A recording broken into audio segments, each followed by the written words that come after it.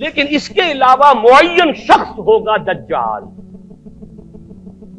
یہ معین شخص جو دجال ہوگا اس کے بارے میں بھی ایک تو بالکل متفق علیہ چیزیں ہیں. نمبر ایک کہ وہ شخص ہے، قطعی ہے، یقینی ہے، اس کا حلیہ بھی حضور صلی اللہ علیہ وسلم نے احادیث کے اندر بیان کیا ہے.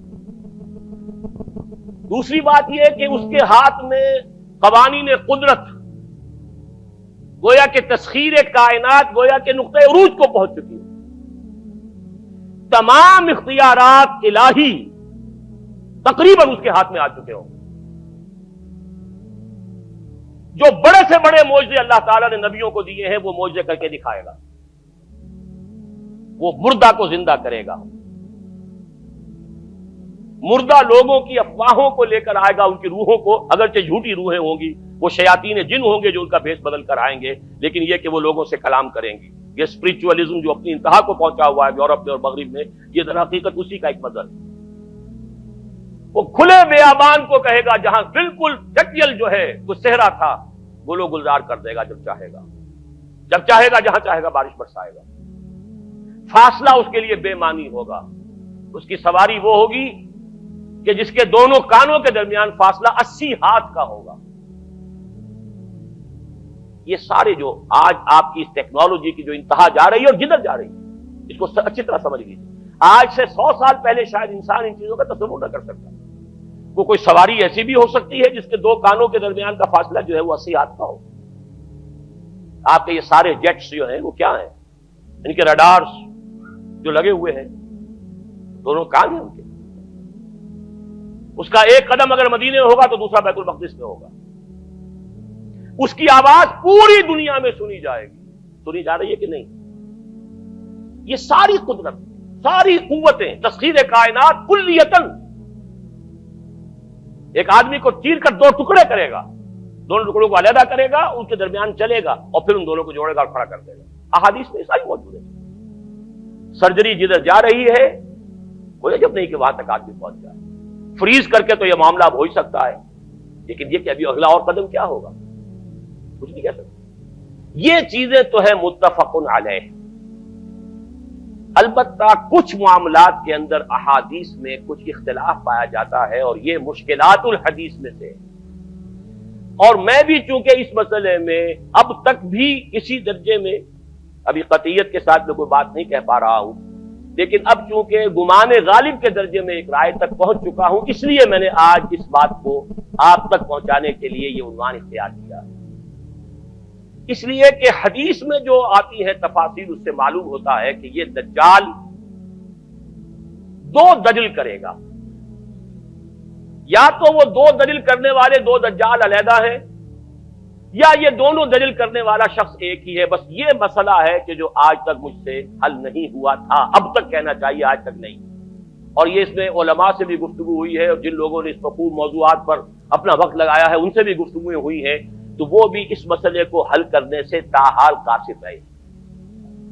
لیکن یہ کہ اب میری رائے یہ ہے کہ یہ دو شخص ہیں علیحدہ علیحدہ، واللہ عالم. لیکن ایک رائے تک میں پہنچ چکا ہوں، اس لیے وہ رائے آپ کے سامنے رکھ رہا ہوں، اور آپ کے ذریعے سے وہ آگے بھی پھیلے گی تو اہل علم کے ساتھ جو ہے اس معاملے کے اندر تبادلہ خیالات کی بھی نوبت آئے گی انشاءاللہ. لیکن یہ کہ اس میں یہ بات قطعی اور یقینی ہے کہ اس طرح کا ایک شخص پیدا ہوگا. البتہ یہ کہ آیا وہ دو ہوں گے دو مختلف اوقات میں، یا ایک ہی ہوگا ایک ہی وقت میں، صرف اس میں اختلاف ہے. میرے نزدیک وہ دو ہوں گے. ایک وہ شخص جو جھوٹا مسیح ہونے کا دعویٰ کرے گا، المسیح الدجال. جیسے حضور نے فرمایا میری امت میں 30 دجال اٹھیں گے جو نبی کا دعویٰ کریں گے، جن میں سے 5-6 تو حضور کے اپنے زمانے میں اور آپ سے متصل اٹھ کھڑے ہوئے تھے. بعد میں محمد علی باب ہو، بہاء اللہ ہو، قادیانی، اور نہ معلوم کہاں کہاں کون کون اٹھے ہوں گے، واللہ عالم. اسی طریقے سے ایک شخص مسیح ہونے کا دعویٰ کر کے کھڑا ہوگا، یہودی ہوگا. یہ ہے اصل میں وہ شے. اور اس میں جو ان دونوں شخصیتوں کے مابین اگر کوئی ذرا سا اگر ابہام رہا ہے تو میں ایک حدیث بھی نوٹ کر کے لایا تھا، حضرت عبادہ ابن صامت رضی اللہ تعالی عنہ سے ہے، عن رسول اللہ ہے، انی حدثتکم عن الدجال حتی خشیت اللہ تعقلوا. میں نے تمہیں دجال کے بارے میں بہت سی باتیں بتائی ہیں تو مجھے یہ گمان ہوا کہ شاید تم اسے سمجھ نہ پاؤ. یہ اندیشہ خود حضور صلی اللہ علیہ وسلم کو ہوا ہے، اور یہ سنن ابی داؤد کی روایت ہے۔ بہرحال میں جو کچھ عرض کر رہا ہوں کہ میں اس رائے تک پہنچا ہوں کہ یہ دو علیحدہ شخصیتیں ہیں۔ ایک تو یہ ہے کہ ایک مسیح الدجال کھڑا ہوگا یہ ایک دعویٰ کر کے کہ میں مسیح ہوں، چونکہ اس کا زمانہ بالکل قریب آ چکا، اس لیے میں آپ کو اس کے بارے میں خبردار کر رہا ہوں۔ دوسرا جو مسیح جس کی شخصیت مسیح دجال کی آتی ہے، دجال اکبر، میں صرف اشارہ کروں گا، پھر کبھی انشاءاللہ اس موضوع پر تفصیل سے گفتگو ہوگی، وہ میرے نزدیک بالکل قریب قیامت کی ایک علامت ہے۔ جو خدائی کا دعویٰ کرے گا وہ جھوٹا خدا ہوگا، یہ جھوٹا مسیح ہوگا، المسیح الدجال۔ الدجال الاکبر وہ ہوگا کہ جو قیامت کے بالکل قریب کی تین نشانیاں ہیں، جبکہ وہ آ جائیں گی تو حدیث میں آتا ہے کہ اس کے بعد کسی شخص کے ایمان لانے کا، توبہ کرنے کا فائدہ نہیں ہوگا۔ ویسے تو علامات قیامت جو ہے ان میں سب سے پہلی میں نے بتایا تھا حضور کی بعثت خود علامات میں سے، اس کے بعد 10 علامتیں حضور نے گنوائی ہیں، اور وہ تدریجاً پوری ہوتی چلی جائیں گی۔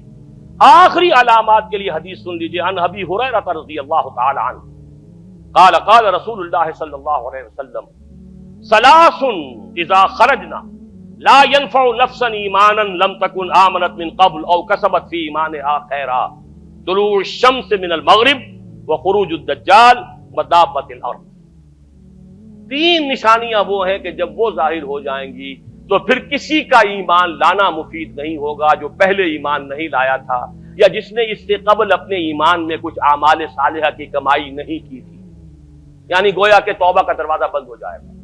جیسے جب موت کے آثار شروع ہو جاتے ہیں تو توبہ کا دروازہ انسان کے لیے بند۔ اب جب موت کے آثار شروع ہو گئے اب توبہ کرنا فائدہ نہیں، اس سے پہلے توبہ کا دروازہ کھلا ہوا۔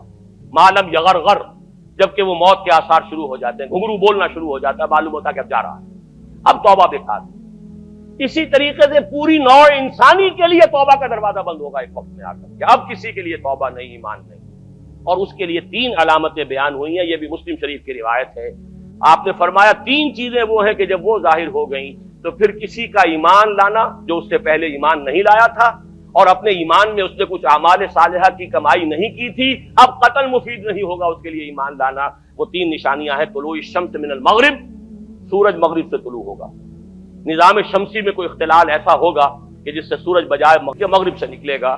وہ خروج الدجال ودابۃ الارض، ایک زمین سے کوئی چوپایا برآمد ہوگا، بعض احادیث میں آتا ہے کہ مروہ کے قریب سے وہ برآمد ہوگا جو گفتگو کرے گا انسانوں سے۔ یہ بالکل خرق عادت، یعنی وہ چیزیں کہ جن کا کوئی تعلق اب اسباب جو ہے دنیا کے ان سے کوئی تعلق نہیں ہے، کوئی فزیکل لا سے تعلق نہیں ہے، وہ بالکل معجزے ہوں گے، خرق عادت ہوگا۔